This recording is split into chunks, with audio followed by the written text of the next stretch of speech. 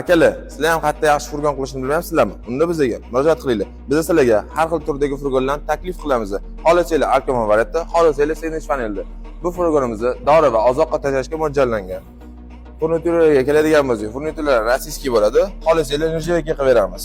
Dugalari keladigan bo'lsak, dugalari baquvvat, fiksatorlar, eshik ushoq qoladiganlar rossiyskiy bo'ladi. Ichiga keladigan bo'lsak, yollari 7,5 sm da 50 plotnosda bo'ladi. Past qismi polin nirjavka, yonlarida vakuum, ikkita yon, tepa past vakuum. Refrigeratorga keladigan bo'lsak, -10 dan -15 gacha muzlat beradi.